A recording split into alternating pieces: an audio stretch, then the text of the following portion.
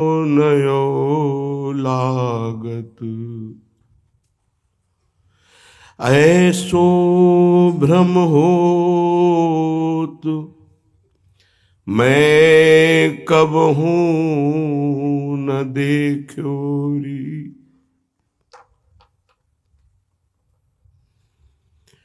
ऐसो भ्रम होत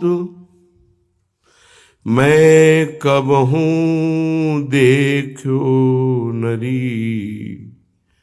दुति को दुति लेखनी न कागत। कोटि चंद ते कहारी दुराए। नए नए रागत। नए नए रागत। प्यारी जू प्यारी जू। जब जब देखो तेरो मुख तब तब नयो नयो लागत। श्री हरिदास के स्वामी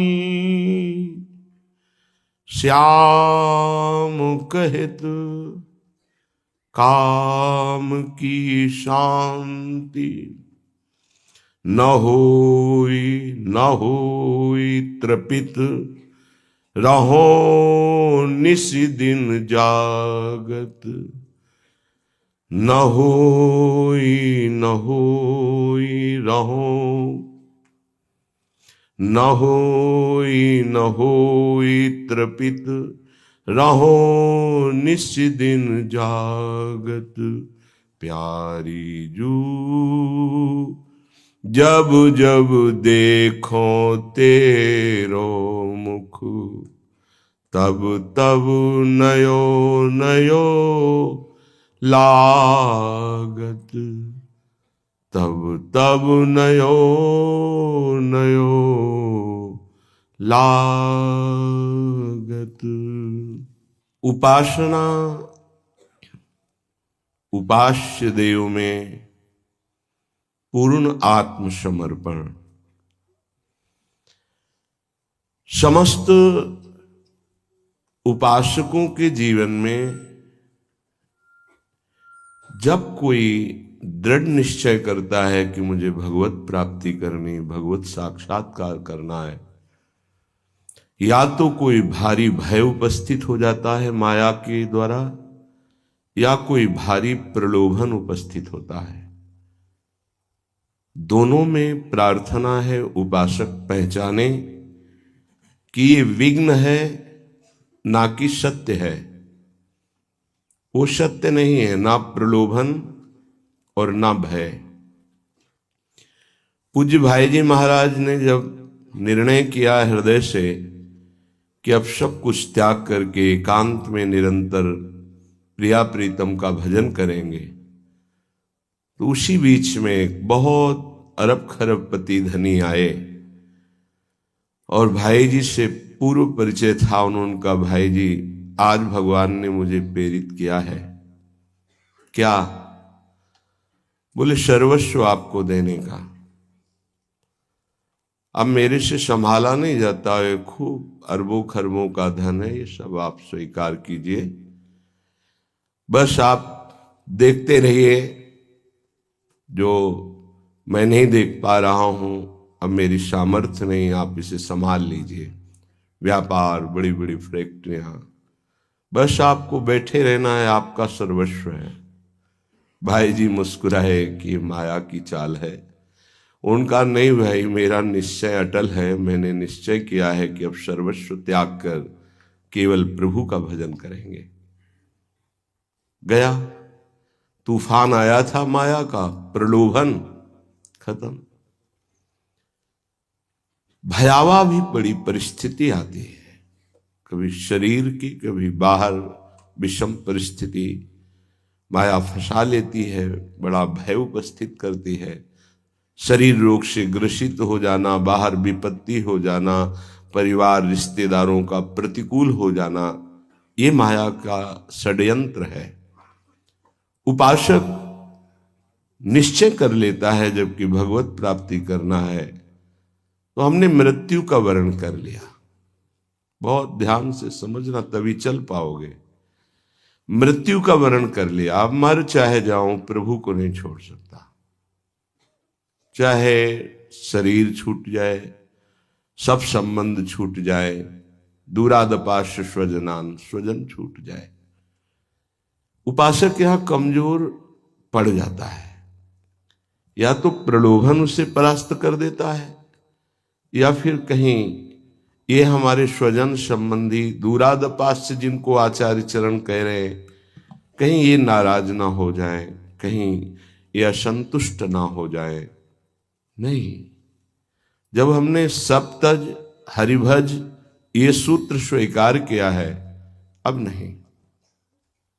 दूरादपाश स्वजनान, अगर हम इनके रिझाने में समय नष्ट कर देंगे तो प्रियाजू को कब रिझाएंगे। उपासक बैलेंस बना कर ना चले, ये मार्ग ऐसा नहीं है, ये अनन्य मार्ग है। एक बार जब मूड मुड़ा लिया, एक बार जब निश्चय कर लिया, तो वृंदावन ऐसे रहे मनो चिन्हारो नाए। हाँ, आप हमारे हैं तो हमारी रहनी से रहिए, प्रिया प्रीतम को अपना मानिए, भजन कीजिए, भगवत प्राप्ति कर लीजिए, तो आप हमारे हैं, कोई भी हो। यदि नहीं तो कैसे आप हमारे। तो चाहे स्वजन इसमें हो, चाहे संबंधी हो इसमें, चाहे कोई भी हो, नाते नेह राम के मनियत सुहृद सुसेव्य जहां लो। यदि भगवत प्राप्ति के लिए आपकी आकांक्षा है तो हम झुक जाएंगे, हमारे सर पर पैर रखकर आप चलो, चढ़ो इस ऊंचाई पर, हम आपके चरणों के नीचे झुक जाएंगे, आप ऊपर उठो। यदि आप भगवत संबंध से युक्त नहीं तो हमारे आप कितने सगे संबंधी हो, हमारा आपसे परिचय भी नहीं होना चाहिए। वृंदावन ऐसे रहे मनो चिन्हारो नाए। वृंदावन बड़ी कृपा से मिला है भाई। प्रिया प्रीतम मिलने के लिए उत्सुक है, तब आपको ये संयोग बैठाला है। अब आप समिट जाइए, ना कोई प्रलोभन, ना कोई भय। आप 4 रोटी पाते हैं, प्राणों का पोषण हो रहा है, दिन रात आयु नष्ट होती जा रही है, लक्ष्य बहुत दूर है, हमें पहुंचना है, शाम होते होते अपने घर पहुंचना है। जीवन की शाम कहीं रास्ते में न व्यतीत हो जाए, हम अपने घर आ जाए, अपने प्रियालाल से मिलने। बड़े विघ्न हैं, बड़ा खिंचाव है, बड़ी बाधाएं हैं, पर दृढ़ निश्चयी के मार्ग में नहीं। ये बहुत धैर्य से सुनना, हृदय की बात कह रहा हूं। बड़ी बड़ी ऊंचाई से पैर पकड़ के माया नीचे घसीट लेती है अपने प्रपंच रूपी दलदल में। कहीं हमारी जीवन की शाम रास्ते में न व्यतीत हो जाए। जीवन की शाम होते होते एक बार लाडले युगल सरकार के चरणों में माथा रख दें। यही हमारा सौभाग्य उदय हुआ है कि श्री जी ने मार्ग दिया है। हमारी अंतिम श्वास उनके चरण पकड़ कर छूटे, ये लक्ष्य बना लो। समस्त वैभव इनके चरणों में है। प्रणत कामदम पद्मजार्चितम धरणि मंगलम ध्येय मापदे। लालजू के चरणारविंद। चिंतामणि प्रणमताम ब्रजनागरीणाम। एक बार जो गोरे चरणारविंद को प्रणाम करता है, श्री जी चिंतामणि की तरह उसके चिंतित पदार्थों को, चिंतित वस्तुओं को प्रदान कर देती है। क्या हम पदार्थ और वस्तु श्री जी से लें? श्री जी को ही क्यों ना मांग लें कि आप हमारी स्वामिनी और हम आपकी सेवा में मगन रहे। इससे बढ़कर हमें और क्या मिल सकता है। यहाँ की हर वस्तु नाशवान, हर पद नाशवान, हर प्रेम यहाँ का नाशवान है, शाश्वत नहीं है। क्योंकि शरीर ही शाश्वत नहीं तो यहाँ का व्यवहार शाश्वत कैसे हो सकता है। हमसे चूक हो जाती है, हमसे गलती हो जाती है। हमारी श्री जी करुणामयी है, उनकी तरफ ध्यान नहीं देती है। अब एक लक्ष्य बनाना चाहिए, हमें श्री जी चाहिए। ऐसे ही रटो, हमें श्री जी चाहिए। ए मन, अब नहीं, अब मुझे श्री जी चाहिए। मैं थक गया, तेरी बात पूर्ति करते करते फंस गया। अनंत जन्मों से तूने मुझे फंसाया, अनंत जन्मों से तूने मुझे पश्चाताप की अग्नि में जलाया, रुलाया। अब नहीं, अब तो श्री जी के लिए रोएंगे, अब श्री जी के लिए जलेंगे, अब श्री जी के लिए ही हमारा जीवन है। उपासना का आंतरिक स्वरूप यही है। अगर अंतर में हमारे बात नहीं आएगी तो विषयों का जाल बुनने वाले मन और बुद्धि ये हमको फंसाते रहेंगे। जब हमारे द्वारा कोई भी विपरीत आचरण हो जाता है तो शास्त्र वाक्य सुनते हुए भी नहीं समझ में आते, गुरु की बात सुनते हुए भी समझ में नहीं आती। गुरु का प्रेम बहुत लघु लगने लगता है और संसार के संबंधों का प्रेम गरिष्ठ हो जाता है, वो प्यारे लगने लगते हैं जब हमसे त्रुटि हो जाती है। यदि हम सही परमार्थ में चले तो गुरुदेव के वचनों पर प्राण त्याग देने की हिम्मत होनी चाहिए। संसार का राग भोग वस्तुएं ये तो बहुत छोटी सी बात है, क्योंकि गुरुदेव श्री जी का मंत्र दे दिया, अर्थात श्री जी को अधीन करने की वो बीज मंत्र, वो सामर्थ्य दे दी। अगर उसका आप रटन करें तो खुद आप देख लेंगे क्या मिला है आपको। श्रीपाद वर्णन करते हैं, देख लो क्या राधा नाम है। श्रीपाद इसमें भी महाप्रभु ने तो बहुत सुंदर वर्णन किया श्रीमद् राधा सुधा निधि में, कि एकांत कुंज में बैठकर राधा राधा करते हुए अशुभ प्रवाह कर रहे हैं। श्रीपाद इसमें कह रहे हैं, कश्यापि गोप रमणीय रमणीय मूर्ते कादम्बिनी रुचि कदम्ब करम्बितस्य विद्युत पिशंग वसनस्य निशम्य राधा राधा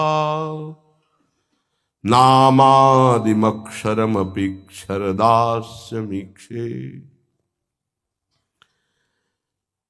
विश्व में अगर उपासना के क्षेत्र में कोई उदाहरण है, बंदनी है, तो गोप रमणिया है, गोपी जन है। क्यों? क्योंकि श्री कृष्ण प्रेम की मूर्तिमान रूप है वो।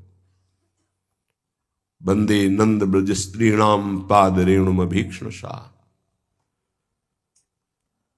उनकी शिव शनकादि ब्रह्मादि बड़े बड़े उद्धवादि इस रच की वंदना करते हैं।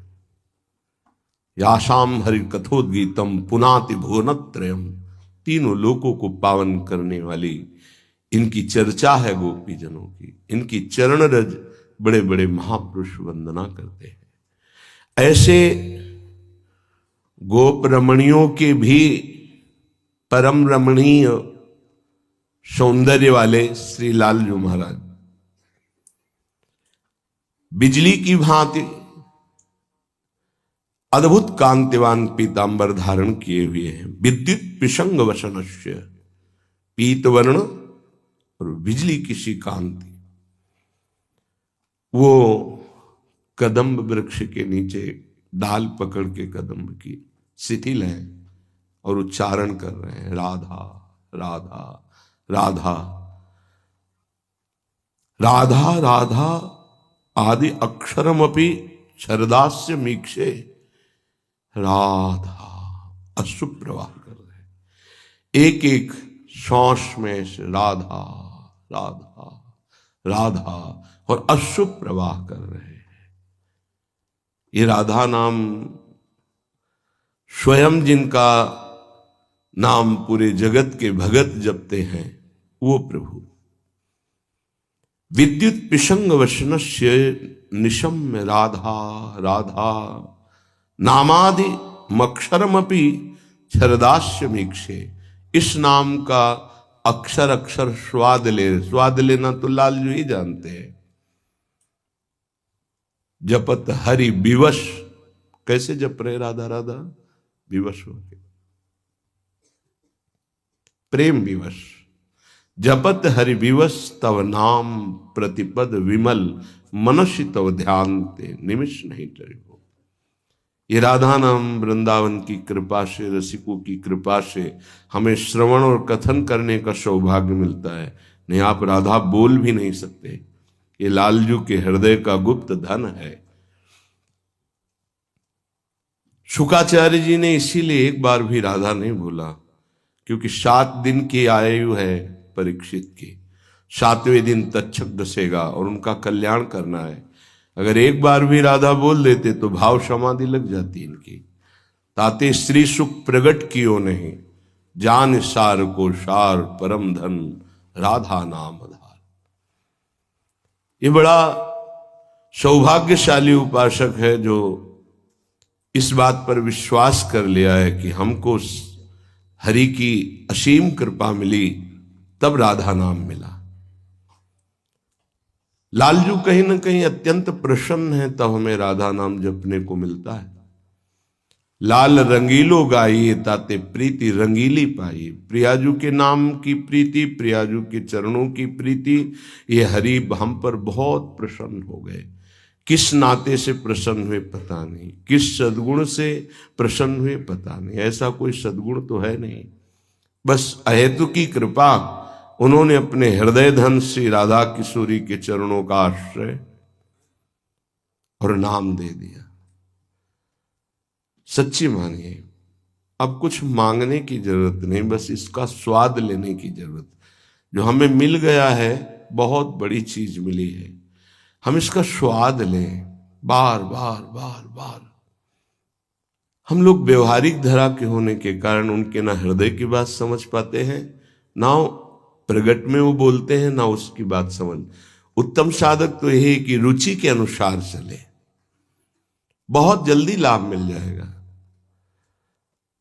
विश्वास कीजिए, हम लोग यात्री हैं पर हम सवारी पे बैठे हुए हैं। हमारी यात्रा हो रही है, हम यात्रा नहीं कर रहे। श्री हरिवंश प्रताप नाम नौका निज खेवक, भव सागर सुख तरत निकट हरिवंश जो सेवक। इसे समझ लीजिए, हम हरिवंश प्रताप रूपी नौका पे बैठे हैं और ये नौका कभी डूबती नहीं है, कभी पलटती नहीं है। कब बैठे हम कैसे मान ले कि नौका में हम बैठ गए? बोले नाम, श्री हरिवंश प्रताप नाम नौका। अगर आप राधा राधा श्री हरिवंश राधा वल्लभ श्री हरिवंश जप रहे तो आप प्रताप रूपी नौका में बैठे। हरिवंश प्रताप, हरिवंश प्रताप ही जानत हैं, हरिवंश प्रबोध प्रमाणत हैं। हरिवंश सुसर्वस्व हैं तिनके, सुख संपत्ति दंपति जो जिनके। उनको प्रियालाल प्राप्त होते हैं जो हरिवंश प्रताप को जानते हैं। क्या हरिवंश का प्रताप है? कैसे पापी क्यों न हो, हरिवंश नाम जो ले, अलक लड़ेती रीझ के महल खवासी दे। फिर हरिवंश नाम को सेवक जी ने विद्या कहा है। ये जो हरिवंश नाम है, ये अविद्या का नाश करने वाला, जो भव समुद्र में डुबो डुबो करके हमें जन्म जन्मांतर से नष्ट कर रही है अविद्या, उस अविद्या का नाश करने के लिए सर्व समर्थ है। विद्या हरिवंश मंत्र चतुरक्षर, जपत सिद्धि भव उद्धरणम। पर हरिवंश चंद्रजू ने हमें पराविद्या दे दी। पराविद्या राधा नाम, सीधे प्रेम प्राप्ति। भव समुद्र तो कब सूख गया है, इसकी कोई चर्चा नहीं राधा नाम जापक के लिए। तो सीधे सीधे प्रेम प्रकाशित राधा नाम सुधा रसम, सीधे राधा नामैव कार्यम हेनुदिन मिलितम साधना घीस कोटि त्याज्यो। स्वयं प्रभु श्री कृष्णचंद्र जू कदम्ब की डाल पकड़े हुए शिथिल है प्रेम में, राधा राधा राधा, ऐसा अश्रु प्रवाह कर। और ये मैं दर्शन कर रहा हूं, श्रीपाद कह रहे हैं ये मैं दर्शन कर रहा हूं, ये सुनी बात नहीं कह रहा है, ये जो कह रहे हैं कह रहे मैं देख रहा हूं। लालजू महाराज जो गोप रमणियों के भी हृदय में अपने सौंदर्य माधुर्य का प्रभाव, गोप रमणिया ये प्रेम की ध्वजा है, ऐसे रमणीय हैं कि सब आसक्त चित्त है, वो राधा राधा राधा रट करके अश्रु प्रवाह कर रहे हैं। इसलिए कदापि चित चिन्मयादुपरिचेत स्पृहा रोहणे रीतम मदन मोहने विदधताम तदेकांतिकीं न संतु जनतापने प्रतिवसंतु वृंदावने नमंतु ननुजंतु कानि नमंतु रस्तु क्वचित। हे भाई, यदि तुम्हारे अंदर ये इच्छा जागृत हो गई सत्संग सुन करके, चेतन अचेतन संपूर्ण जगत से अब मैं परे होकर के परमात्मा प्राप्ति करना चाहता हूं, भगवत प्राप्ति करना चाहता हूं। देखो इच्छा है भगवत प्राप्ति की, ये इच्छा ही बहुत बड़ी सिद्धि है जिसके अंदर आ गई। अब मुझे भगवत प्राप्ति करना है। कदापि कभी भी चिद चिन्मया दुपरे, चेतन अचेतन से परे, चेत स्पृहारोहणे, मेरे अंदर ये इच्छा जागृत हो गई है कि अब मैं इस चेतन अचेतन संपूर्ण ब्रह्मा के रचे हुए प्रपंच से मुक्त होकर परम विश्राम प्राप्त करना चाहता हूं। थक गया हूं। कभी थक जाओ, बहुत हो गया प्रपंच, नहीं, अब मुझे श्री जी चाहिए, ये है। कभी तो थक जाओ, हार गया प्रभु, बहुत बार हार गया, अब आप जिताओ तो जीत सकता हूं, नहीं तो हारता ही चला जा रहा हूं। आपको रोना आ जाएगा। ये रोना क्यों नहीं आता? शुष्क हृदय, कलुषित हृदय, अहम हृदय, इसीलिए रोना नहीं आता। नहीं, चाहे जितनी बड़ी साधना करो, भूख इतनी बढ़ जाती है कि लगता है कुछ नहीं, जो हमारे अंदर होना चाहिए वो नहीं है, ऐसा लगता है। अभी नीचता नहीं गई, अभी अधमता नहीं गई। मैं बड़ा अधम हूं, मैं बड़ा नीच हूं। कब मैं जिस मार्ग पे रसिक जन चले उस मार्ग में चलूंगा। ये हर समय वृत्ति रहती है, हर समय वृत्ति रहती है। कैसे मैं रसिकों के मार्ग में चल पाऊं? मैं तो अधम हूं, नीच हूं, मुझे बल मिले। हर समय रात दिन भजन होने पर भी भजन की भूख, रात दिन प्रिया प्रीतम से मिले होने पर भी मिलने की चाह, ये है रस। यदि तुम्हारे अंदर इस चेतन और अचेतन जगत से ये स्पृहा जागृत हो चुकी है, स्पृहा ये अत्यंत आवश्यक, स्पृहा हमारे जीवन के लिए जो अत्यंत आवश्यक, उसे स्पृहा कहते हैं। इतना तो होना ही चाहिए। जो हमने सुना है, जो हमने पढ़ा है, वो हम पाना चाहते हैं, उसे कामना कहते हैं। लेकिन स्पृहा ये जीवन के लिए अत्यंत आवश्यक है, जीवन उपयोगी चाह स्पृहा कहलाती है। तो अब हमारे जीवन की स्पृहा है चेतन अचेतन से मुक्त होकर प्रेम प्राप्त करना, प्रियालाल को प्राप्त करना। तो कह रहे हैं तुम्हारी अगर इच्छा हो गई हो, बहुत समझना, तो रीतम मदन मोहने विदधताम तदेकांतिकीम, समस्त संबंधों से रीते हो जाओ। रीते माने खाली हो जाओ। क्यों? क्योंकि वही मन तो लगाना है श्री जी में, वही मन रिश्तों में फंसा हुआ है, नातों में फंसा हुआ है, संबंधों में फंसा हुआ है। कैसे तुम मन लगा पाओगे? ये जो शास्त्र और संत जन कहते तुम्हारे वैरी थोड़ी हैं, नहीं नहीं, तुम्हें बहुत प्यार करते हैं। तुम जो रिश्ता बनाए हो ये जन्म जन्मांतरों से बनते चले आए, कोई हाथ नहीं लगा। पिछले जन्म में तुम्हारी कौन पत्नी थी, कौन पति था, कौन पुत्र था, क्या मकान था, क्या बैंक बैलेंस था, कितने मित्र थे, कितने रिश्ते थे, आज याद है? मात्र किसी के 40 वर्ष अवस्था, 50 वर्ष, 60 वर्ष पहले की जो संबंधी थे, जिनको तुम प्राणों से अधिक प्यार करते थे, उनकी याद भी आज नहीं करते। कहां जन्मे थे, कौन थे तुम, क्या क्या थे, कुछ पता है? नहीं। ऐसे ही इस जन्म का भी नहीं पता रहेगा। क्यों भूल कर रहे हो? यदि तुम्हारे हृदय में चेतन अचेतन ब्रह्मा के रचे हुए इस जादू माया के तमाशा से मुक्त होना है तो इच्छा करो। किसकी? किसी संबंध को स्वीकार अंदर से नहीं करेंगे। अब हम अपनी अहमता और ममता को समेट कर एकमात्र प्रियालाल के चरणों में समर्पित करेंगे।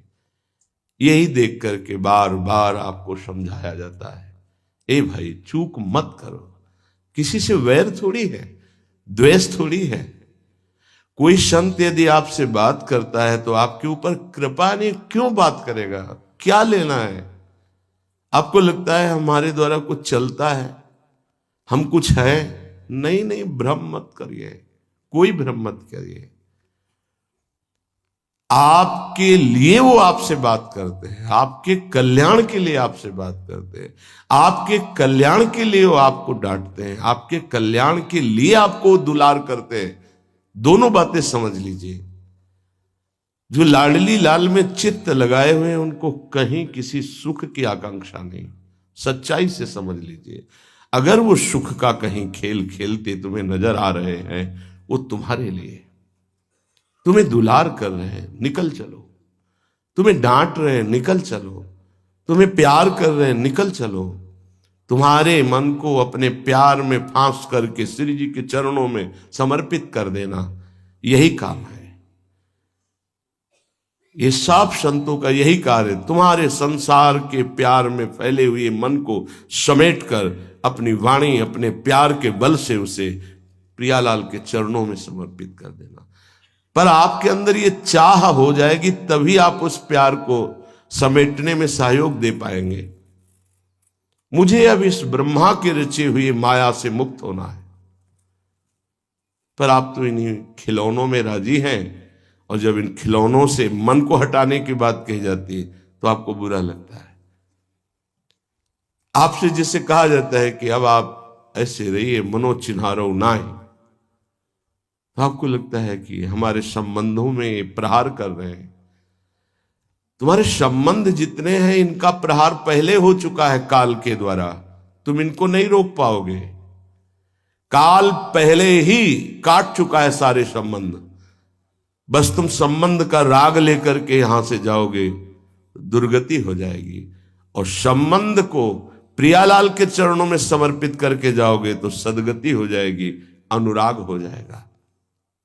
जो आसक्ति संसार के संबंधों में है, वही आसक्ति जब संत महापुरुषों से हो जाती तो मोक्ष का खुला हुआ द्वार, ये भगवान कपिल देव जी कहते हैं। आप अपना अधिकार अपने में मत रखिए, गुरुजनों को दे दीजिए। अब हमारे जीवन की बागडोर आपके हाथ में है, आप जिस दिशा में चाहें ले चलें। हमारा केवल आपकी आज्ञा पालन करना कर्तव्य।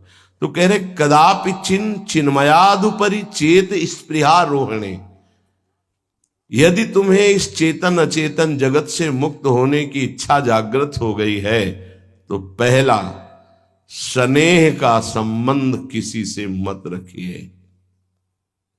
स्नेह का संबंध केवल प्रियालाल से रखिए। वही स्नेह जो माता में, जो पिता में, जो भाई में, जो बंधु में, पत्नी में, पुत्र में, वही स्नेह प्रियालाल को चाहिए। आप और सब कुछ दो, भगवत प्राप्ति नहीं होगी। ये स्नेह दे दो तो भगवत प्राप्ति पक्की हो जाएगी। सबसे स्नेह करो, श्यामा श्याम के संबंध से। हमारा स्नेह का संबंध श्यामा श्याम से, श्यामा श्याम के संबंध से स्नेह कोई फर्क नहीं पड़ेगा। पर आपको अभी ये कला नहीं आती है। आप जब तक एक बार समस्त संबंधों के स्नेह को बटोर कर प्रियालाल के चरणों में समर्पित नहीं कर देते, तब तक आपको लगेगा, वाणी से बोलोगे कि सब भगवत भाव से, लेकिन पूरा राग यही है, ये हमारे अमुक है, हमारे अमुक है। इसलिए इस रहस्य को समझो, पहले हटो, फिर जब वो राग अनुराग में बदल जाता है तो फिर पूरे विश्व से प्यार करो, कोई फर्क नहीं पड़ेगा। सब जीवन सो प्रीति रीत निभात आपनी, क्योंकि वो रीति जानता है। हमारी रीति श्यामा श्याम के संबंध से ही सबको मानना। एकांत की रति विधान करो, शब्दों को समझिए। एकांत की रति विधान करो, अर्थात हमारे हृदय देश में केवल इष्ट और गुरुदेव के सिवा किसी से प्रीति नहीं। और बहुत इस बात से हम कमजोर हैं। कहीं न कहीं हम अपनी प्रीति, हमारा दोस्त है, हमारा मित्र है, हमारा रिश्ता है, हमारा संबंध है, तो श्री जी करुणा करके आपको लाई अपने संबंध पुष्ट करने के लिए। फिर भी आप अज्ञानवश उन्हीं संबंधों को पुष्ट करते हैं जिससे आपकी दुर्गति हो जाए। जो आपके, अरे एक हिरन के बच्चा के संबंध ने एक जन्म नष्ट कर दिया, फिर और किसकी बात करें। इसलिए एकांत की रति विधान करो। एकांत की आपकी रति हो चुकी है, इसका परिचय। आपके सामने भारी विपत्ति आई, मन केवल श्री जी में, भारी संपत्ति सुख संपदा केवल श्री जी में मन, यह है एकांत की रति। अब उसको कोई विचलित नहीं कर सकता। जहां विषयी जन रहते हैं, विषयी जन संभाषण करते हैं, उस स्थान में, उस भीड़ में, उन लोगों के बीच में अरुचि हो जाना। रतिम मदन मोहने विदधताम तदेकांतिकीम। एकांत की भक्ति, विरति, जन समुदाय, प्रपंच भाषण करने वाले, इनसे संबंध नहीं। ना संतु जनतापने प्रतिवसंतु वृंदावने। जनता अर्थात केवल विषय प्रपंच की वार्ता करने वाले, तापने, हृदय में ताप पैदा हो उनके संग नहीं, मुझे संग नहीं। कोई भी हो, प्रिया प्रीतम से तुम्हें मतलब नहीं, उनकी चर्चा से मतलब नहीं, उनके संबंध से मतलब नहीं, तो हमारा आपसे क्या संबंध। देखो, जगत के संबंध प्रियता दिखा करके भोग सामग्री दे सकते हैं, धन दे सकते हैं, व्यवस्था दे सकते हैं, पर प्रियालाल की प्रीति नहीं।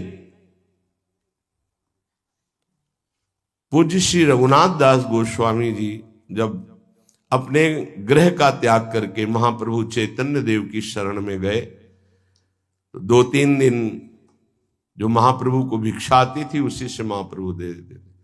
उनको लगा कि नहीं, जीवन जब महाप्रभु को समर्पित है तो हमको जीने का ढंग सीखना चाहिए। कैसे हम विरक्त होकर के जिए। इतने में घर से भेजे हुए बहुत से सेवक, रुपया, सामग्री, रसोईया सब आ गया, क्योंकि बहुत बड़े धनी थे उनके पिताजी, और पिता के भाई दोनों के बीच में एक लाड़िले पुत्र थे, पूज्य श्री रघुनाथ दास गोस्वामी, जिनकी समाधि राधा कुंड में विराजमान है। अब सुंदर सुंदर पकवान, भोग सामग्री घर के भेजे हुए रसोइये सब बनाते, प्रभु को भोग लगता, महाप्रभु चैतन्य देव को भी। और फिर विचार किया, क्या ये माता पिता के द्वारा दी हुई सुविधा वैराग्य में कलंक नहीं है। मेरा जीवन प्रभु के लिए, क्या मैं प्रभु आश्रित नहीं जी सकता। जब विरक्त हो गया तो माता पिता के द्वारा दी हुई भोग सामग्री से जीना निषेध है। प्रवृत्ति और निवृत्ति 2 मार्ग हैं। प्रवृत्ति मार्ग में स्वयं अधिकार हो जाता है पुत्र और पुत्री का माता पिता की संपत्ति पर, निवृत्ति मार्ग में नहीं, स्वीकृत नहीं है। निवृत्ति मार्ग में स्वीकृत नहीं। जिसने इस स्वीकृति को स्वीकार किया वो कच्चा ही बना रहता है पूरे जीवन, पक्का वो कच्चा बना रहता है। ये दृढ़ बात समझ लीजिए। आज तक इतिहास है विरक्तों का, निवृत्ति मार्ग पर अगर वैराग्य ले लिया तो माता पिता के द्वारा उसका भरण पोषण कभी नहीं हुआ। आप पढ़ करके देख लीजिए, चाहे कोई भी हो, किसी भी मार्ग का हो। जब रत्नावती जी ने, उनके लिए चिट्ठी आई, पुत्र ने भेजा कि पिता ने सभा में मुंडी का पुत्र कह के कहा, मतलब सन्यासिनी का पुत्र कह के, माता हमारी इस नाम की रक्षा करना। जी हुई चिट्ठी पढ़ी तो महल छोड़ दिया उसी समय और नाई को बुलवाया, अपने जो राजरानी के बाल थे उतरवा दिया और संत सभा में बैठ गए। आज से कहा राज अन्न का त्याग। अब ग्राम नगर के द्वारा दी हुई भिक्षा के द्वारा भरण पोषण होगा, इस राजा के द्वारा दिए हुए नहीं। और पति थे माधव सिंह। जब ये बात सुनी तो उनको भयंकर क्रोध हुआ। मेरे सामने मेरी पत्नी, मेरा इस तरह का अपमान, मारने का प्रयास किया, निष्फल है। अंततो गत्वा, चरणों में हाथ रख के माथा रखा है। पढ़ के चरित्र देख लेना। नहीं इनके महल में रहूंगी, नहीं इनका भोजन पाऊंगी। विरक्त होकर के माता पिता के द्वारा भरण पोषण होना, एक बार एक भिक्षा के लिए तो अनुमति है। अगर विरक्त हो गया है, एक भिक्षा अगर माता पिता करा दे तो वो स्वीकृत है, इसके अलावा नहीं। आप चरित्रों को पढ़ के देख, सिद्धांत से नहीं चलोगे तो 4 दिन बाद फिर उसी में आ जाओगे। जब हम विरक्त हो गए, पूरे विश्व का भरण पोषण प्रभु करते, तो मेरा नहीं करेंगे क्या? आज अगर कोई जुड़ा है तो वैराग्य और भगवत प्राप्ति के लिए जुड़ा है। हमारा संबंध संसारिक नहीं, भागवतिक। जिस मार्ग में हम हैं उस मार्ग में। रघुनाथ दास गोस्वामी को 2-4 दिन हुए, फिर अंदर आग लग गई। नहीं, पिता के द्वारा दिए हुए वैभव को नहीं भोगना, वापस। अब कैसे जिए? तो जहां सिंहपौर पर जगन्नाथ जी के सब भिक्षुक खड़े होते थे, उन्हीं के बीच में खड़े हो गए। अब जो बांटते हैं तो उनका स्वभाव है लेने वालों का दौड़ दौड़ कर आगे लेना। कभी कभी मिलता, उनको शांत खड़े रहते तो पा लेते, नहीं मिलता प्रसाद तो भूखे रह जाते। फिर विचार किया, इसमें खड़े होकर के भी एक वृत्ति बनी रहती कि आने वाला देगा, ये भी ठीक नहीं। एक जगह अन्न क्षेत्र में अन्न बंटता था, वहां से जाके लाने लगे। फिर विचार किया, विवेक धैर्य नहीं लेने देता। यार हम यहां कोई सेवा तो करते नहीं, क्योंकि भरपेट अन्न पाने का जिस क्षेत्र में अधिकार है तो वहां सेवा करना जरूरी। चाहे पोछा लगा दो, चाहे पत्तल फेंक दो, कोई सेवा वहां करनी चाहिए, तभी आपका वैराग्य सुरक्षित रहेगा, नहीं तो फिर ठीक नहीं है। वहां अन्य क्षेत्र में भी छोड़ दिया भोजन लेना। आप कैसे जिए? तो रात्रि में जो महाप्रसाद गाय को डाल दिया जाता था, गाय भी छक के जब नहीं पाती थी तो वो रात्रि के 10-11 बजे निकलते और वो महाप्रसाद जो पड़ा रहता उसको उठा के लाते, जल से धोते, सड़े सड़े निकाल के चावल, फिर उसे पाते। महाप्रभु ने पूछा, गोविंद, गोविंद दास सेवा में रहते, गोविंद ये रघु अब क्या पाता है? बोले प्रभु बहुत वैराग्य से रह रहे। बताया तो उनका, अच्छा ऐसा अमृत अकेले अकेले पाता है, हमको कभी निमंत्रण नहीं दिया, अब हम चुपके से छीन के पाएंगे। महाप्रभु चले रात्रि के जब वो कटोरे पे इतने से चावल सही निकाल कर पानने में लगे थे, पीछे से महाप्रभु गए, से लिया। अरे प्रभु आपने, उनका इतना स्वादिष्ट अमृत पाता है और मेरे को कभी निमंत्रण नहीं दिया, निहाल कर दिया। उनके लिए आया सोवत हु रसना रटे राधा कृष्ण सुनाम। वो जब सोते थे तो उनकी जबान से राधा कृष्ण राधा कृष्ण राधा कृष्ण। ये इस मार्ग के पथिक। निवृत्ति मार्ग और प्रवृत्ति मार्ग में अंतर है, आप लोग इस बात को समझें। निवृत्ति मार्ग श्री जी के भरोसे का है, आप विश्वास कीजिए। जब इष्ट के भरोसे में है तो जिनकी पलक झपकते अनंत ब्रह्मांड रचना हो जाती, उनके लिए कोई ये बड़ी बात हो गई क्या? ये कोई बड़ी बात है उनके लिए? हम उनका भरोसा त्याग करके निवृत्ति मार्ग के हो करके और परिवार के द्वारा भरण पोषण हमारा हो, भाई ये तो नहीं समझ में आता। भरोसो दृढ़ इन चरणन केरो। निवृत्ति मार्ग तो निवृत्ति मार्ग, प्रवृत्ति मार्ग तो प्रवृत्ति मार्ग। प्रवृत्ति निवृत्ति, निवृत्ति में प्रवृत्ति, बहुत समझकर संभल कर चलना पड़ेगा। जो मार्ग भगवान ने बनाया उसके अनुसार। तो कह रहे न संतु जनता, तुम्हारा व्यवहार जनता से नहीं होना चाहिए। व्यवहार शून्य व्यवहार है, ध्यान रखना। दसियों हजार लोगों के दर्शन होते हैं, एक का भी परिचय नहीं है। हजारों लोगों से संभाषण है, एक भी हमारा मित्र नहीं है कि ये हमारा है, तुम लोग इसके साक्षी हो, ये हमारा बंदा है, एक भी नहीं। साफ श्री जी के हो, श्री जी से संबंध है, मैं सिर्फ एक नौकर हूं। श्री जी की बात आपको बता देता हूं, आपकी बात श्री जी को बता देता हूं। हमारे श्री जी, इसके सिवा कोई नहीं। एकांत की रति, जनता से संबंध रहित, श्री जी के संबंध से सब जीवन सो प्रीति। श्री वृंदावन में वह चिदानंद रस को प्राप्त होता है। यह है रहनी। वृंदावन इह विधि बसे, तज के सब अभिमान, तृणते नीचो आपको जाने सोई जान। ये समझ जाओ किस बात का आश्रय लिए हो। जिनको ब्रह्मांड रचने में सेकेंड नहीं लगा है, वो हमारी प्रियाजू के अधीन है। हमको कुछ अपनी व्यवस्था के विषय में सोचना, मानो शरणागति के विषय में आपको अविश्वास, कलंक है ये बात। हे, बिल्कुल भरोसे पे हो जाओ, फिर सामने देखो क्या होता है। बिल्कुल भरोसे पे हो जाओ।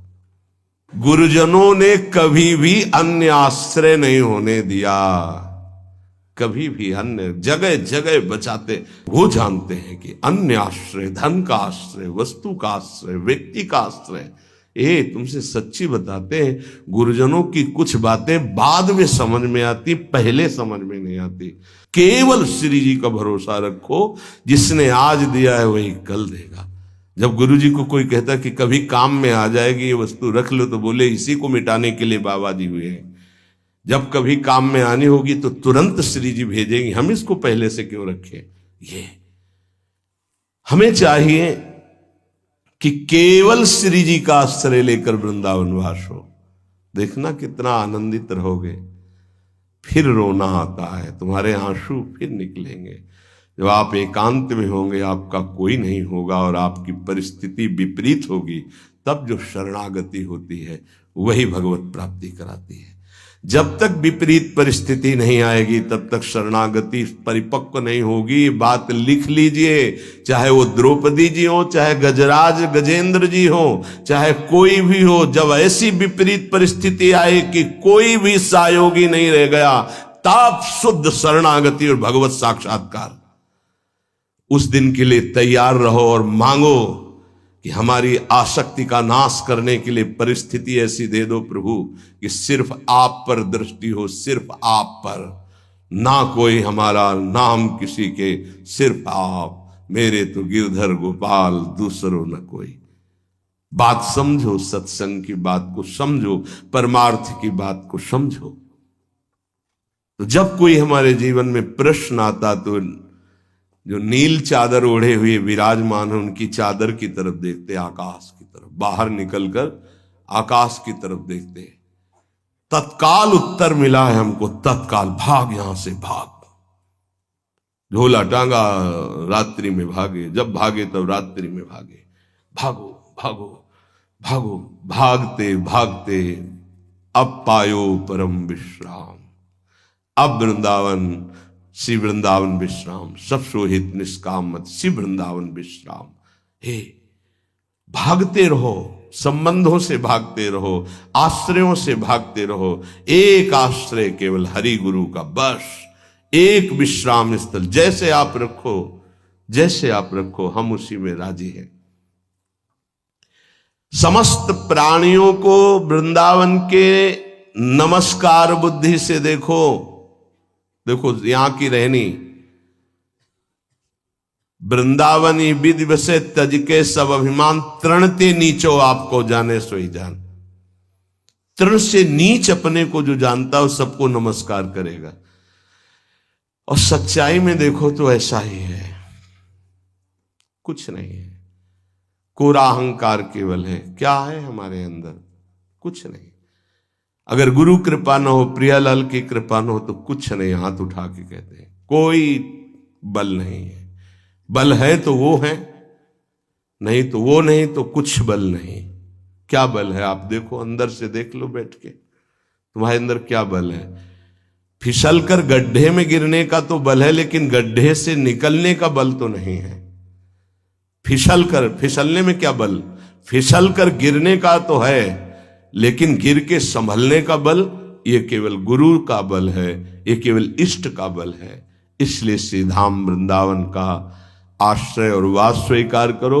सबसे छोटा अपने को समझो, समस्त प्राणियों को नमस्कार करो। क्यों? क्योंकि कहीं कोई वृंदावन में किसी का अपराध न बन जाए। नमंतु ननु जंतु कानिह नमंतु रस्तु क्वचित। कहीं ऐसा ना हो जाए यहां किसी भी जंतु का, किसी भी जीव का, किसी भी शरीरधारी का अपराध न बन जाए।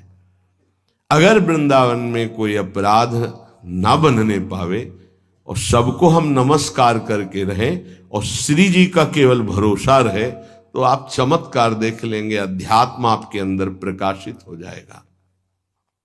जैसे जैसे अध्यात्म प्रकाशित होता है वैसे वैसे शांत होता चला जाता है, मन शांत होता चला जाता है, कोई वासना हृदय में नहीं रहती। पूज्यपाद श्री उड़िया बाबा जी महाराज से प्रश्न किया, पीछे वर्णन किया गया था कि बड़े बड़े महापुरुषों की ये लोग निंदा क्यों करने लगते हैं, क्यों द्वेष करने लगते हैं? वो तो किसी से द्वेष नहीं करते। जितने महापुरुष हुए उनकी निंदा हुई है, वर्तमान में जितने हैं तो आप देख लो सैकड़ों अगर नमस्कार करने वाले तो कुछ निंदक आपको मिलेंगे। ऐसा क्यों होता है? क्योंकि संत तो किसी से द्वेष नहीं करते, द्रोह तो उनके हृदय में होता नहीं। अद्वेष्टा सर्वभूतानाम, फिर ये क्यों होता है? निंदा क्यों कहते हैं? तो कहते भगवान की दो शक्तियां हैं, एक है माया और एक है प्रेम भक्ति। जो प्रेम भक्ति से विमुख उनके हृदय में माया शक्ति का प्रभाव रहता है। यद्यपि उनका द्वेष भी इसी से होता है। उनकी महानता देख करके वो वहां चल तो सकते नहीं, तो उनका द्वेष बन जाता है। महानता देख करके उसमें चल नहीं पाएंगे। जैसे कहावत में आता है कि एक ने अंगूर को बहुत कोशिश की पाने की, जब नहीं मिले तो कहा खट्टे हैं। प्रयास किया लेकिन नहीं मिला, तो उनका प्रयास माया जनित है। तो प्रेम या भक्ति या सद्गुण या भगवद आश्रय नहीं धारण कर पाते, तो उनको द्रोह हो जाता है संतों से। आप नरसिंह मेहता जी का चरित्र देखिए, बड़े बड़े भक्तों का, उन्हीं के गांव के लोग, उन्हीं के घर के परिवार के जनों ने ही द्रोह पैदा कर दिया। द्वेष, निंदा, मारने की चेष्टा, अपमान, ऐसे। अच्छा सोचो, उड़िया बाबा जैसे महापुरुष से क्या कभी ऐसा हो सकता है कि उनके मारने के लिए आदमी लगा दे? विचार करके देखो। पैसा देकर भेजा गया था कि सत्संग में जाके नाक काट लो। वो आदमी चुपचाप चाकू लेकर के आया और प्रणाम के बहाने तो संतों के सामने कौन रोकता, तत्काल चाकू निकाली और जे भी मारा तो हाथ पकड़ते पकड़ते चावल भर नाक में चल, मतलब थोड़ा सा ऐसे खून निकलने लगा। ऐसे बाबा ने रोका, पकड़ा और गुफा में ले गए। आज भी गुफा नीचे जो बनी हुई, बैठे और गरम दूध चीनी डाल के मंगवाया, पिलाया और कहा धैर्य धारण करो, बिल्कुल डरो मत, तुम्हें कोई नहीं मारेगा, तुमने ऐसा क्यों किया?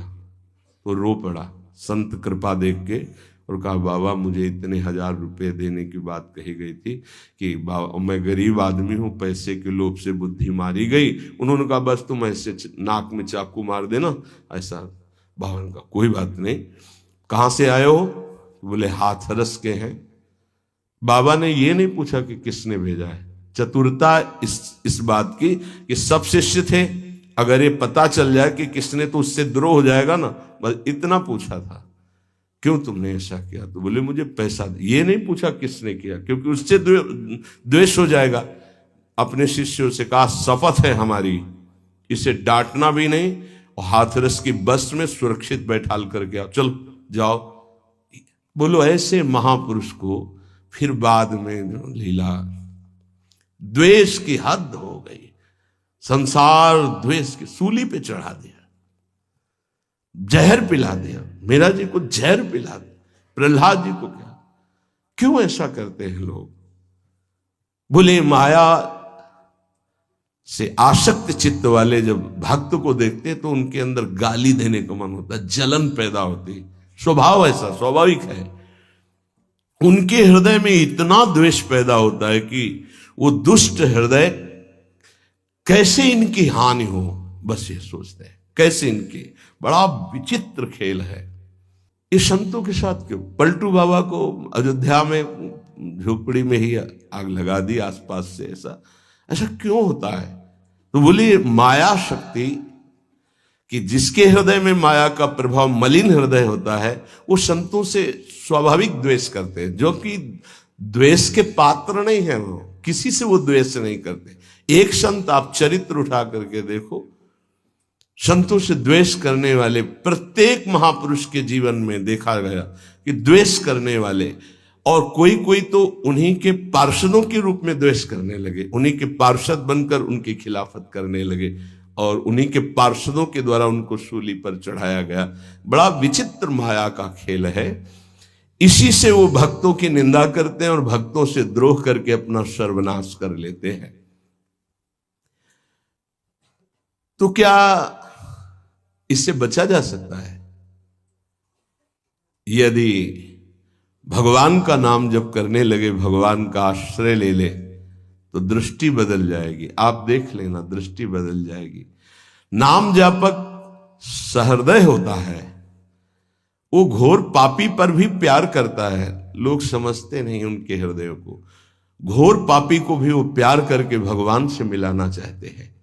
यदि आप नाम जप करते हैं तो आप बच सकते हैं, नहीं संत द्रोह की वृत्ति अंदर पैदा हो जाएगी। ये माया है।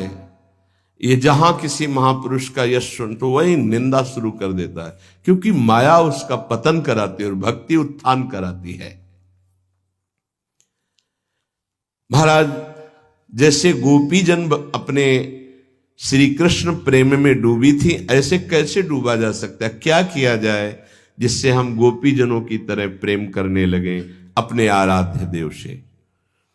जब अपने इष्ट देव के सिवा और कोई भी हमारा प्यारा ना रहे, पहली शर्त इतना इष्ट देव से अपनापन हो कि और किसी से हमारा संबंध न रह जाए। जैसे जहां बंसी बजी तो पुत्र पति परिवार सबका विस्मरण करके गोपी जन श्री कृष्ण की तरफ चल दी। इसका मतलब पहले से ही संबंध नहीं था, थी सबके बीच में, पर केवल संबंध श्री कृष्ण से था।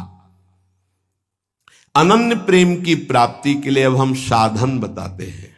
बाबा कह रहे पहले अपने इष्ट देव की बाह्य मूर्ति सेवा विराजमान करनी चाहिए, या नाम सेवा विराजमान करनी चाहिए, और उस बाह्य सेवा को साक्षात समझ करके करना चाहिए।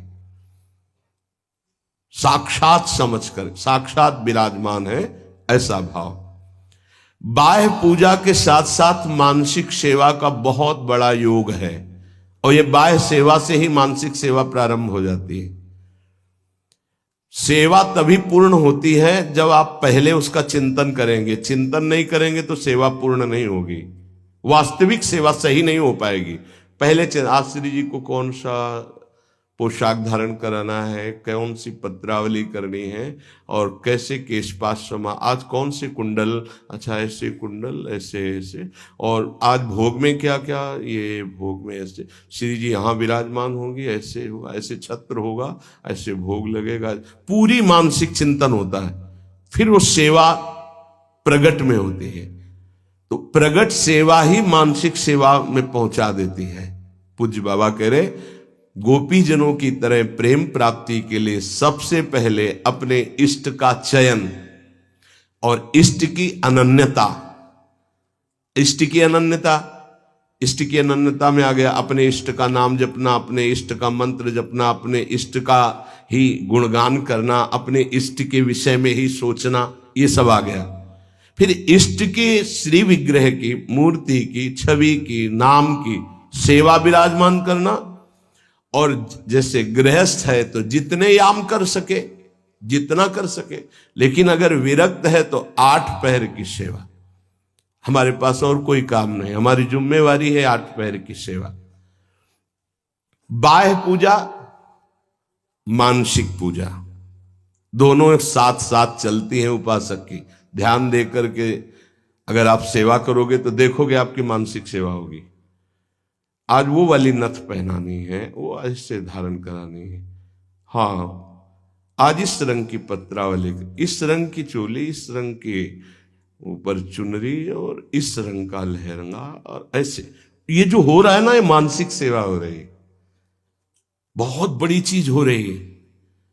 देखो आप लोग जो चिंतन करते, आज फूल बंगला ऐसे बनाना है, आज ऐसे, बहुत बड़ी सेवा हो रही। आज श्री जी की रसोई, ये मानसिक जो सेवा, और बहुत जोर की सेवा, प्रगट सेवा का फल है मानसिक सेवा, और मानसिक सेवा ही सिद्धावस्था को प्रदान करती है, ये बात ध्यान दीजिए।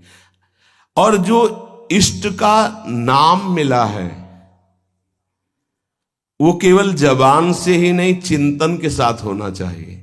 प्रेम की बात कर रहे हैं, केवल हम जबान से रट रहे मंगल है, लेकिन यहां कह रहे गोपी प्रेम की बात, गोपी जैसा प्रेम, उसका चिंतन होना चाहिए। जैसे राधा राधा, तो हमारा चिंतन भी हो रहा है।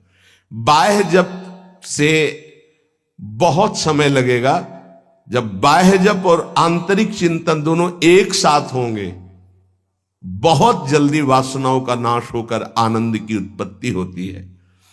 केवल बाह्य जप से बहुत काल के बाद लाभ मिलता है, बाह्य जप के साथ आंतरिक ध्यान से बहुत जल्दी लाभ प्राप्त होता है। इष्ट देव का चयन, इष्ट देव की अनन्यता, इष्ट देव की प्रगट सेवा, मानसिक सेवा, और इष्ट देव का नाम ध्यान सहित जप, और इष्ट देव के ही गुणों का चिंतन करना। हमारी श्री जी का ऐसा स्वभाव, हमारे लालजू का ऐसा स्वभाव, उन्हीं की तरफ चिंतन करना। अन्य सब संबंध चिंतन को छोड़ना गोपी प्रेम की प्राप्ति है। महाराज जी सुनते हैं, श्री सुखदेव जी का वैराग्य बहुत तीव्र और उच्च कोटि का था। क्या ऐसा कोई साधक वैराग्य नहीं धारण कर सकता? इस कोटि का वैराग्य क्या साधु के अंदर, साधक के अंदर नहीं आ सकता? निश्चित आ सकता है, पर ये सकामी साधक के अंदर नहीं, विषयी साधक के अंदर नहीं। जो निष्काम भाव से दृढ़ निश्चयी है कि केवल शरीर पोषण के लिए वस्त्र और भोग आदि, जो प्रारब्धवशात कोई चाह नहीं, उसके हृदय में तीव्र वैराग्य जागृत होता है। दृढ़ लक्ष्य, दृढ़ निश्चयी, शरीर की भी परवाह नहीं, नहीं खान पान ते भावे है, नहीं कोमल वसन सुहावे है, सब विषय लगे ते खारा है, हरि आशिक का मग न्यारा है। जो अंदर से दृढ़ निश्चयी नहीं है, अंदर से भगवत प्रेम का भाव लक्ष्य नहीं है, तो बाह्य त्याग फिर दंभ पैदा कर देता है, दिखावटीपना फिर आने लगता है, जो बहुत ही साधक के जीवन में धोखा पैदा कर देता है। ये बुद्धि है, बहुत जल्दी सिद्ध होना चाहती, फिर वो नाटक शुरू कर देता है। बहुत शास्त्र विरुद्ध आचरण होने लगते हैं। इसलिए निष्काम भगवत प्राप्ति का दृढ़ लक्ष्य, निरंतर भगवत चिंतन, खान पान आदि से राग रहित, तो श्री सुखदेव जी जैसा वैराग्य आ ही जाएगा।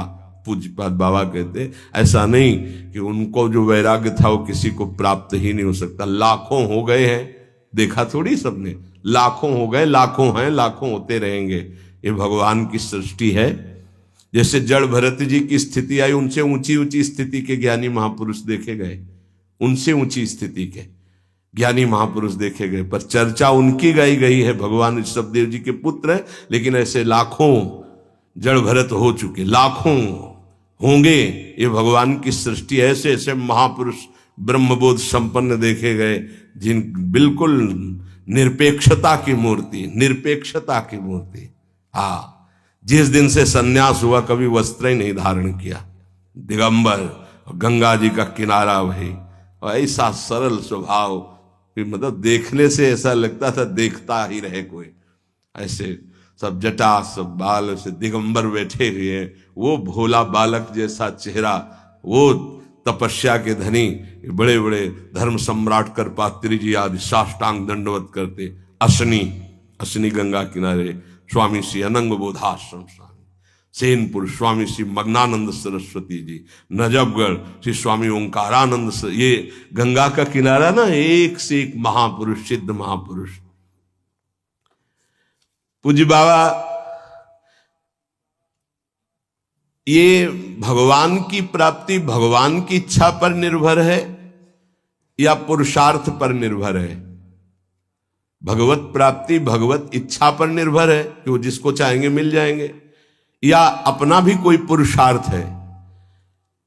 भगवान की आज्ञा का पालन करते हुए जो पुरुषार्थ करता है उसी को भगवत प्राप्ति होती है। ये कायरता नहीं कि बैठे भगवान की इच्छा होगी तो भगवान मिल जाएंगे, ऐसे कभी नहीं होगा। देखो जो वर्णन कर रहे हैं महापुरुष है, भगवान की आज्ञा का पालन करते हुए भगवत प्राप्ति के लिए बहुत प्रयासशील, जितनी हम में सामर्थ्य है, निश्चित उसको ही भगवत प्राप्ति होती है। जिसका जितना तीव्र पुरुषार्थ होगा उसका उतना ही भगवत कृपा उसके ऊपर उतरेगी। पुरुषार्थ अत्यंत आवश्यक, रात दिन जो लगे हुए। सिद्धि असिद्धि में सम रहना है भगवान की इच्छा की बात है, ये छोड़ दो भगवान पर। फल की सिद्धि असिद्धि में हमारा प्रयास पूरा रहेगा, उसी को भगवत प्राप्ति होगी। सिद्धि असिद्धि में सम रहो, लाभ मिला कि नहीं मिला, फायदा हुआ कि नहीं, इस पर सम रहो, इस पर ध्यान मत दो। तुम पुरुषार्थ करते रहो, प्रयास करते रहो, निश्चित तुम्हें भगवत प्राप्ति हो जाएगी, पक्का। देखो ये पूरे जीवन की यात्रा की बात है, 4 दिन में सुधरने वाले नहीं हैं। विश्वास हमारी बात पर करना, ये कोई छोटे मोटे शत्रु नहीं है, नहीं तो तुम्हारी साधना फिर ढीली हो जाएगी कि 2 साल हो गए, अभी तो हम काम विजयी नहीं हुए, क्रोध विजयी नहीं हुए, अभी हम लोभ विजयी नहीं हुए, मोह विजयी। छोड़ो ये सब बातें, तुम भजन का पुरुषार्थ करो, जैसी स्थिति है वैसे शांत रहो, शांति से ये नष्ट हो जाएंगे। निरंतर भगवान के स्मरण में लगे रहो। भक्तों की ये मान्यता फल पर होती है कि भगवान जैसा चाहे, लेकिन पुरुषार्थ पर नहीं। हमें जो समय, जो दिनचर्या, जो भजन, उस पर हम कायर बन करके नहीं बैठेंगे अब जैसा भगवान, नहीं। उसके लिए हमें जो गुरुदेव ने आज्ञा करी, जो दिनचर्या, जो भजन, उस पर तत्पर रहेंगे। आप बहुत जोर देते हैं भजन पर, तो भजन किसे कहते हैं? अर्थात हम किसको माने कि भजन हो रहा है? उत्तर, अंतःकरण में निरंतर अपने इष्ट का गाढ़ चिंतन होना भजन कहा जाता है। अंतःकरण शब्द बोला है, यहां से गाढ़ चिंतन होना, निरंतर भजन कहते हैं। जिसे भगवदाकार वृत्ति, उसे भजन कहते हैं। दूसरा भजन का अर्थ है सेव्य को सुख पहुंचाना, सेवा, भज धातु सेवायाम। उपासक दो ये बातें पकड़े रहता है, उसे भजनानंदी कहते हैं। अंतःकरण से अपने इष्ट का गाढ़ चिंतन, वो रूप का हो, नाम का हो, मंत्र का हो, और शरीर से प्रकट सेवा में प्रतिपल लगे रहना, ये दो वृत्ति जिसके अंदर है वो भजनानंदी है। सेवा में चाहे वो गृहस्थी की सेवा हो, व्यापार हो, नौकरी हो, किसानी हो, या विरक्ति की सेवा में जो भी सेवाएं हैं, शरीर से प्रतिपल सेव्य को सुख पहुंचाने के लिए सेवा, और हृदय से प्रतिपल आराध्य देव का स्मरण, इसी का नाम भजन है। और यही भजन परमानंद प्रदान करता है, यही भजन महापुरुष बना देता है, यही सेव्य के समान कर देता है। प्रभु सेव्य है, प्रभु के समान कर, ब्रह्मविद ब्रह्मयु भवति। तो भजन क्यों करना चाहिए? अरे अपना कमाते हैं, खाते हैं, जी रहे हैं, क्यों भजन करें? भजन इसलिए करना चाहिए कि हम अवगुणी हैं जन्म जन्मांतर से, अवगुण छोड़ने के लिए। हमारे अंदर बड़ी नीच वासनाएं हैं, उन वासनाओं का नाश करने के लिए। हम बड़े हीन विचार वाले हैं, उन विचारों का नाश करने के लिए। हमें हर तरफ से दुख ने घेर रखा है, उस दुख का नाश करने के लिए, जन्म मरण से छूटने के लिए ये हमें भजन करना है। हम जिसका भजन करते हैं उसके सारे सद्गुण हमारे अंदर आ जाते हैं। अतः हमें नाशवान वस्तु व्यक्ति का भजन नहीं करना, अविनाशी का भजन करना है। वो है श्री भगवान। भजन करने से सबसे बड़े भगवान है तो सबसे बड़ा बन जाता है। ये दीनहीन विचार, ये दुख, ये दुविधा, ये संशय, दरिद्रता, जन्म मरण, ये सब कूड़ा करकट खत्म हो जाता है। इसलिए भजन करना अत्यंत आवश्यक है। भजन करना अत्यंत आवश्यक है। इससे विशेष लाभ क्या होता है? भजन से विशेष लाभ यह होता है कि जहां से हम बिछुरे थे वहीं हम पहुंच जाते हैं। कहां से बिछुरे हैं? प्रभु से। ममैवांशो, कितना गलत हो गया है। भगवान ऐसा लगता कोई और है, और संसार लगता ये मेरे, और वो के ममैवांशो, वो मेरे पिता है, मेरे स्वामी, मेरे प्रीतम, मेरे सब कुछ, और उनको मैं भूल गया। ये बात जानने के लिए जब हम भजन करते हैं तो हमारे हृदय में आ जाता है कि हमारे प्रभु है। फिर जो सुख प्राप्त होता है वो कभी किसी लोक और भोग में नहीं प्राप्त हो सकता। प्रेम स्वरूप हमारे इष्ट है तो हमारा प्रेम स्वरूप जागृत हो जाता है। भजन का लाभ है भगवान से बिछुड़े थे भगवान से मिल जाना। अगर भजन ना करे तो, पहले कहा भजन क्यों करना चाहिए, अब कह रहे हैं अगर भजन ना करे तो, अगर भजन नहीं करोगे तो विषय फंसा लेंगे, काम क्रोध लोभ मोह मद, और तुम्हारी दुर्गति कर देंगे। ये क्षण भंगुर विषयों का चिंतन होगा, क्षण भंगुर विषयों का भोग होगा, तो तुम्हें एक क्षण भी सुख का अनुभव नहीं होगा, दुख ही दुख तुम्हें घेर लेगा। अतः निरंतर भजन करने के लिए इसीलिए कहा जाता है कि कोई विषय चिंतन न बने, कोई विषय क्रिया ना हो, कोई विषय हमें दुख में फंसा ना पावे। सबसे बड़ा लाभ निरंतर भजन है। भजन करने का अधिकारी कौन है? बहुत बड़े ज्ञानी प्रश्नकर्ता श्री अखंडानंद सरस्वती जी। भजन करने का अधिकारी कौन है बाबा? सब भजन करने के अधिकार, सबका अधिकार है भजन करने। बाल बच्चा कोई भी, पुरुष नपुंसक नारी वा जीव चराचर कोय, सर्व भाव भज कपट तज मोहि परम प्रिय सोय। बाबा ये भजन करने वालों में भी पाप कर्म देखे जाते हैं, ये क्यों नहीं छूटते हैं? भजन तो सब पापों का नाश कर देता है, फिर भजन करने वालों से पाप कर्म क्यों नहीं छूटते? क्योंकि वो सही भजन नहीं करते। बहुत ध्यान से समझना। वो विषय चिंतन करते हैं, विषय भोग करते हैं, उस समय भजन छोड़ देते हैं। जिससे पाप बनता है, भजन में अरुचि होती है। हम इसीलिए तो कह रहे हैं निरंतर भजन करो, विषय चिंतन मत करो। जो भजन भी करता है और विषय चिंतन और विषय भोग भी करता है, उसको जन्म जन्मांतर लग जाएंगे, बाबा कह रहे हैं। क्योंकि जन्म जन्मांतर इसी से होते चले आ रहे हैं, बार बार विषय चिंतन, बार बार विषय भोग। इसीलिए तो हम कहते हैं भैया, एक जन्म का सारा मेहनत समय इस बात में लगा लो कि विषय चिंतन न होने पावे, पाप कर्म न होने पावे, भजन बन जाए। हम अगर एक जन्म प्रभु को दे देते तो अनंत जन्मों की बिगड़ी बन जाती, तो घाटा थोड़ी है, लाभ ही लाभ है।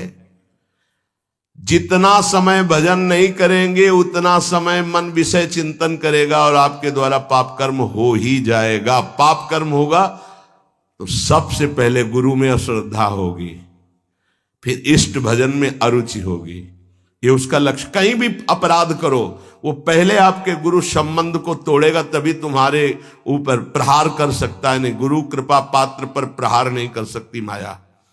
पहला कार्य करेगी, गुरु संबंध छुड़वाएगी, इष्ट चिंतन छुड़वाएगी। इसलिए हम कहते हैं जितना जितना समय तुम विषय चिंतन में देते हो, अगर वो भी भजन में दे दो तो पाप छूट जाएंगे, नहीं तो पाप कर्म होते रहेंगे, भजन का अनुभव नहीं होगा। कहा जाता है कि भजन करने वाला एकांत सेवन करे। इसका मतलब क्या होता है? क्योंकि हम जब वृत्ति को एक ईश्वर में, प्रभु में लगाना चाहते हैं, तो यदि हम ज्यादा भजन विरोधी व्यक्तियों का संग करेंगे, व्यवहार करेंगे, खान पान करेंगे, तो हमारी वृत्ति भजन में नहीं लगेगी। हमारा खान पान, हमारा व्यवहार एकांतिक होना चाहिए। कैसा एकांतिक? हम 501 ही प्रभु का नाम जपने वाले पा रहे हैं तो हम अकेले पा रहे हैं, ऐसा समझ लो। और 2 व्यक्ति हैं, एक विषयी है, प्रपंची है, तो मान लो हमारा भारी कुसंग हो रहा है। हम 500 में भी एक हैं और वहां एक में भी हम भारी प्रपंच में फंसे हुए हैं। ये एकांतिक भाषा को समझ लीजिए। हम इतने लोग बैठे हैं इस समय, सब एकांत हैं। बोलो किसके मन में क्या चल रहा है? एक प्रभु की चर्चा सुन रहे तो हम सबका मन एक ही है। एकांत का मतलब होता है अपने इष्ट के अनुरागियों का ही संग करना, अपने इष्ट में ही प्रीति हो ऐसा खान पान व्यवहार करना। इष्ट विरोधी वृत्ति, इष्ट विरोधी व्यक्ति, इष्ट विरोधी व्यवहार, इसका त्यागी सदैव एकांतिक ही माना जाता है। एकांत में कमरे में पड़ा है, इष्ट विरोधी चिंतन कर रहा है, प्रपंची। एक केवल साथ चल रहा है, वो इष्ट विरोधी व्यवहारी है, प्रपंच। 1000 लोग एक साथ बैठे हुए हैं इष्ट के अनुकूल, वो एक माना जाएगा। वैसे मुख्य बात भजन करने वालों को क्या नहीं करना चाहिए? तो मुख्य बात है प्रवृत्ति में रहने वाले लोगों का संग नहीं करना चाहिए। प्रवृत्ति विषय भोगों में। पूज्य स्वामी जी ने पूछा भजन करने वाले को मुख्य सावधानी क्या रखनी चाहिए? तो बोले मुख्य सावधानी है कि प्रवृत्ति में रहने वालों का संग नहीं करना चाहिए भजनानंदी को। क्यों? एक प्रवृत्ति देखी मैथुन धर्म की सौभरी जी ने, तो 50 ब्याह किए। तब उन्होंने श्लोक लिखा, संगम त्यजेत मिथुन व्रतिनाम मुमुक्षु सर्वात्मना न विसजेत बहिरिंद्रियाणि। ऐ मुमुक्षु, संसार से मुक्त होने वाले साधक, ये जो मैथुन प्रवृत्ति में युक्त जन है, इनका संग भूल के भी मत करना। उनमें परमाणु है ऐसे, वो तुम्हारे को विचलित कर देंगे, तुम्हारे भजन को छीन लेंगे, तुम्हारा भजन का मार्ग अवरुद्ध हो जाएगा। संगम त्यजेत मिथुन व्रति नाम, यही बाबा ने बताया। भजन करने वालों को विशेष त्याग की बात क्या है? क्या ऐसा है जो उनको बिल्कुल नहीं करना चाहिए? तो बोले जो प्रवृत्ति में, संसार के भोगों में है, निवृत्ति मार्ग के उपासक, भगवत प्राप्ति के मार्ग के उपासक, उनका संग नहीं करना, उनके साथ चलना, उनसे संभाषण करना, ऐसा। अगर भगवत चर्चा जनित प्रश्न है, आप उत्तर देने की क्षमता रखते हैं, इसके बाद राग नहीं करेंगे, क्षमता का मतलब समझते हो? जैसे हम आपसे संभाषण किया, अब आपकी याद नहीं आनी चाहिए संभाषण हटने के बाद। अगर आपकी छवि आई हमारे दिमाग में, आपका चिंतन हुआ, तो इसका मतलब आप अभी अधिकारी नहीं हैं। लाखों से संभाषण हो, लेकिन सब में राधा वल्लभ लाल की ही स्मृति रहे, राधा वल्लभ लाल एकांतिक में ध्यान में रहने चाहिए, एक भी छवि बाहरी नहीं आनी चाहिए, तब वो अधिकार प्राप्त होता है समाज सेवा का उपासक को। अधिकाधिक भजन में प्रवृत्ति करने वाले को ऐसे संग का त्याग करना चाहिए। बहुत जोरदार का संग होता है प्रपंच का, जैसे संत संग की महिमा है, ऐसे प्रवृत्ति मार्ग के संग की भी महिमा है। सीधे प्रवृत्ति में उतार देते, सीधे प्रवृत्ति में। बहुत सावधान, बहुत सावधान। ये महापुरुष जन ऐसे नहीं बोल रहे, बहुत सावधान। प्रवृत्ति मार्ग के जनों का संग करना सबसे ज्यादा त्याज्य विषय भजन करने वालों को है, ये ध्यान रखें। बहुत तरह से फंसाव हो जाते, बहुत तरह से जलना पड़ता है, जलना पड़ता है, महसूस होता है कि हमने गलत किया, जो हमने स्वीकार किया वो गलत किया, महसूस होता है। पर एक बार स्वीकृति हो गई तो कुछ भी हो, इनका बेड़ा पार होना चाहिए। जिद्दी स्वभाव संतों का होता है, पर महसूस होता है। जब तक वैराग्य की प्रबल भूख न जागृत हो जाए और जब तक भगवत प्राप्ति का दृढ़ लक्ष्य न हो जाए, तब तक संग नहीं करना चाहिए। नहीं, रंग जो है वही चढ़ेगा जैसा हम करते हैं। महाराज सकाम भक्ति सुनते हैं और निष्काम भक्ति सुनते हैं, तो इसका क्या मतलब है? सकाम भक्ति और निष्काम भक्ति का अंतर क्या है? जो केवल प्रभु को चाहता है उसे निष्काम भक्त कहते हैं, और जो प्रभु से चाहता है उसे सकाम भक्त कहते हैं। सीधी भाषा में बाबा ने, जो केवल प्रभु को चाहता है वो निष्काम भक्त है, जो प्रभु से चाहता है वो सकाम भक्त है, जो केवल गुरुदेव को चाहता है वो निष्काम भक्त है, जो गुरुदेव से चाहता है अपनी अनुकूलता, अपने लिए, वो सकामता और निष्कामता में है। ये प्रभु से संबंध सिर्फ प्रभु चाहिए, प्रभु का वैभव, प्रभु से कुछ नहीं, सिर्फ प्रभु से प्रभु चाहिए, आप चाहिए, आप गुरुदेव से सिर्फ गुरुदेव चाहिए। आप अपने स्वरूप में स्थित हैं, आप अपने स्वरूप का बोध करा दीजिए। जो हम आपकी शरण में हुए हैं तो हम आप में तदात्म हो जाएं, बस आपसे और कुछ नहीं चाहिए। केवल प्रभु से कोई चाहना, प्रभु से प्यार ना होना सकामियों का लक्षण है। प्रभु से कुछ न चाहना, केवल प्रभु से प्यार करना, यह निष्कामियों का लक्षण है। ऐसे बड़े बिरले निष्काम। और महाप्रभु अपने धर्म के लिए तो कहते हैं, सबसे पहले कह रहे सबसो हित निष्काम मति, कोई चाह नहीं। सुना है कि पराभक्ति और ज्ञान में कुछ अंतर रहता है या नहीं?